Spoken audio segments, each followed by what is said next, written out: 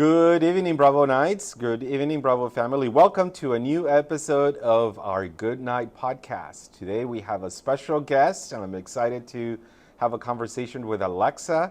Alexa is a student in our patient care pathway, and she has come up with a very, very interesting project that I had an opportunity to look at in the science project presentations, and I invited her to come talk to us about her project because I think that she has quite a bit of information that can help both students, families, and everyone in general. So welcome to the Good Night podcast. So Alexa, uh, I'm excited that you're here. I know that you're a student in our patient care pathway, Yes. and I had an opportunity to go to the library and hear your presentation about oral hygiene. And even though it's something that maybe some of us take for granted, it is a subject that I think it's important to talk about because it is somewhat taboo for some of us. And some of us are scared to go to the dentist. Some of us don't even, I don't know how many of us visit the dentist regularly like we should. So talk to us a little bit about why you came up with this project and and what you did during the process of completing your project. So my dream career field is dentistry and specifically orthodontics. And I wanted to make my project about my dream career field. So I just looked around in my community and tried to see what was wrong with it and how could that relate to my career field, which is dentistry. So I noticed that in my community there are a lot of individuals with poor oral health, and that doesn't necessarily mean that all their teeth are completely gone or decayed. It could just be simple things like cavities or caries or periodontal diseases that are more found in my low income community rather than other communities of people who white and more higher privileged. So, and it is a taboo topic since not everyone is comfortable talking about their oral hygiene, and this is because it results, poor oral hygiene results in lack of confidence, and that's why some people cover their mouth when they're talking. It can lead to overall pain throughout your body because for some people, pain in their teeth can lead to headaches and migraines, and that could lead into many other issues. So that's how I chose my topic because I just want to talk to people about it, and I wanted to research why this is happening and why is it more in my community or lower income communities. And what did you find about lower income communities? Why is it that um, members of lower income communities have a more difficult time with oral hygiene? Is it they don't care? Is it, I don't know, what did you find? It's definitely not that they don't care. I think there's, actually through my research, obviously with low income families, they're having less income, so that means less of their money is put towards things that they need. Usually their money goes through to necessities like bills, water bill, electricity bill, and then it'll go through to clothes. And usually it is, of course, spent on oral, like toothpaste and mouthwash, but sometimes it is difficult to keep up with these types of expenses, and especially dental treatment is very expensive, especially if you're not insured. X-rays alone can cost over $100. Cleanings can cost over $300 to $400, and a lot of people think that there's other ways to treat it, like home remedies, because they don't want to pay those extremely high expenses without their insurance. And you talked a little bit about headaches, and you talked about bad breath situations and things like that. In what ways can those things affect students' learning? Like, can they learn as effectively, with poor hygiene as a student who maybe has access to more resources? Right, I did research that as well because it's really just interesting to think about if someone who's in constant pain has to learn every single day, be present in the classroom. So there was a research article that I'd found, and I don't have the exact title, but they're students with less dental treatment and less income, they're a lot more likely to not do well in school. And this could either just be because of the pain, not being able to focus. They would take medicines that don't really help as much. And I also noticed that people who do go to the dentist office, if they have braces or other types of treatment that's needed, they go to the dentist once a month, more than once a month, and that leads to falling behind in classes. For example, I have braces, so I leave once or twice a month, because one for the orthodontist and one because of the pain afterwards. So I do fall behind sometimes, and you just have to like just keep just keep staying focused and catch up on your work. But for other people, that's not an option, especially if they're like low income and severely in pain. They can't really like catch up every single time they're leaving because of pain. So, what are some of the extreme situations that you maybe came across? I don't know if you had a chance to interview people, to do surveys. What are some extreme situations or stories that you've heard or came across when you conducted your research? So I haven't seen that many like extreme ones, but I was in the dental program at USC, so I was able to take X-rays of people. Um, some were in my community and some were not in my community, but a lot of the people within the program said they come from low-income backgrounds, and their patients also maybe did not have or did not receive dental treatment before. So one patient, I legally cannot say their name, but they had a root canal, and because of the expensive prices, they did not have a crown over it. So essentially, there's like a deep hole in the back of their tooth, and that person or that individual went to Mexico to receive their treatment because it's like a lot cheaper than the expenses here in the U.S. But it's not as great, so that's why a lot of people experience issues. Um, for other extremes, I did have another patient he was an adult, and he was born in Mexico and came to the U.S. as a child, and his parents never taught him like the importance of oral hygiene and oral health. That's why he stresses it onto his kids. That just make sure that you're constantly brushing and flossing, taking care of yourself, because he had, I think, all fillings throughout like most of his teeth and a couple root canals and a lot of crowns as well. So, Alexa, Yes. just to be clear, Uh-huh. you talked about conducting some X-rays yourself.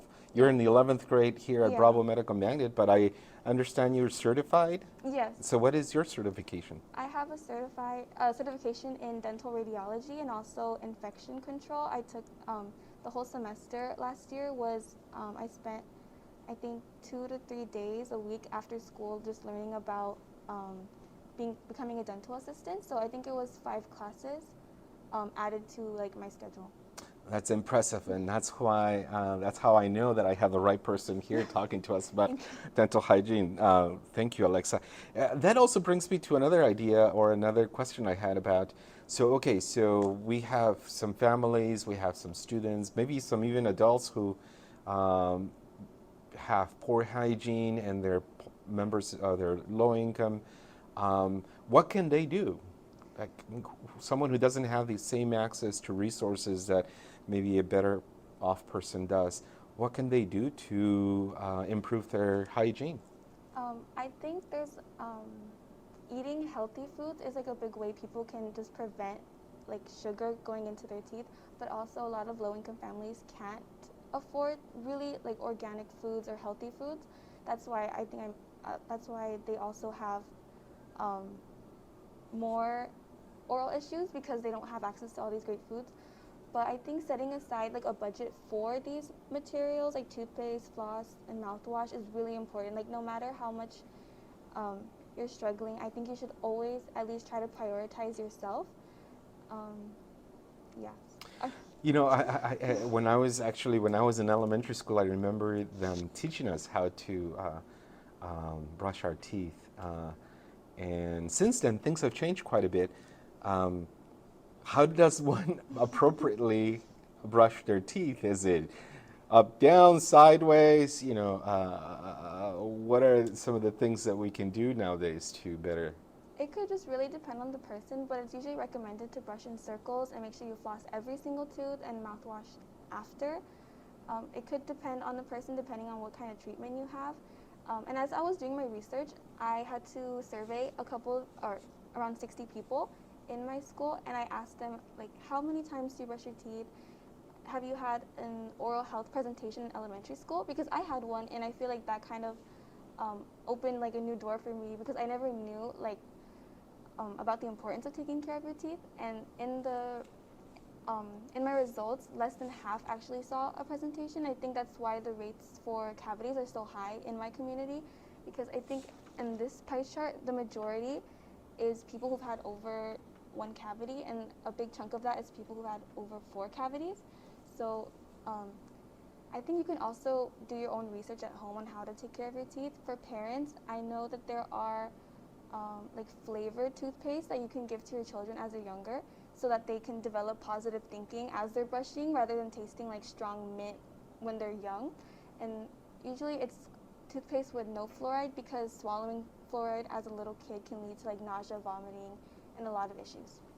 That's good to know. Actually, that's very good to know. So, for a high school student and for us, for me as an administrator of a high school, is it too late to have oral hygiene presentations, assemblies, or programs, or anything like that? Do we have hope for high school students? I think we do have hope. It doesn't mean, or having maybe not the best oral hygiene right now doesn't mean that you'll not, or that you'll have it bad for the rest of your life. You can always take new steps to achieve like a healthier smile, and just learning about it as a high schooler is beneficial because if these high schoolers have kids when they're adults, have kids when they're older, they can teach these good oral hygiene habits to their children, and it can create a cycle so that so their children have good oral hygiene and their children, and just a cycle like that. Great. This is all really exciting, Alexa. I have questions about what your interests are, what your plans are. You're in the 11th grade and you've already accomplished quite a bit, but what do you hope to do when you leave Bravo? I'm honestly still very confused because I do want to take the dentistry route. I just don't know exactly how I'm going to get there. So I want to take classes at West LA College again so I can either become a dental hygienist or take classes to finish the rest of my general ed courses and then transfer, because they have guaranteed programs to transfer to like UCLA, UC Berkeley. So I want to do that and study dentistry, major in pre-dentistry so that I can become a doctor later on and then specialize in orthodontics, because I think orthodontics is like the most interesting type of dental career because you can fix malocclusions, which is like issues in your mouth that require braces. I think it started when I was in my sophomore year, which was last year, because I had gotten braces for the first time, and that's when I learned about like an expander, and I learned about this thing called a Hertz appliance, and there's like these machine-looking things in your mouth, and I was like, I really want to work with those when I'm older. Great, that's a great story. Hopefully, when you do become an orthodontist, I can come visit because I am scared of dentists, and I do have a history. But that is great. Do you have any questions for me? Do you have any other suggestions for the Bravo family or the public at large? I just want to ask, what did you think about the topic when you first saw it, compared to like the other topics within the pathway? Actually, I was very impressed with all of the topics. I think they all researched important and relevant topics to our community. But I was actually very impressed with yours because of your eloquence and your obvious work in researching and becoming aware, and also your experience as an assistant and being certified. And I hope that the public finds connections and useful ideas to improve your own dental hygiene and mental hygiene. Why not? Crocheting and being well physically also contributes to your mental wellness. So thank you, Alexa. Thank you, everyone, for joining us for another Good Night podcast. And remember, always be a good night. Have a good night. Thank you.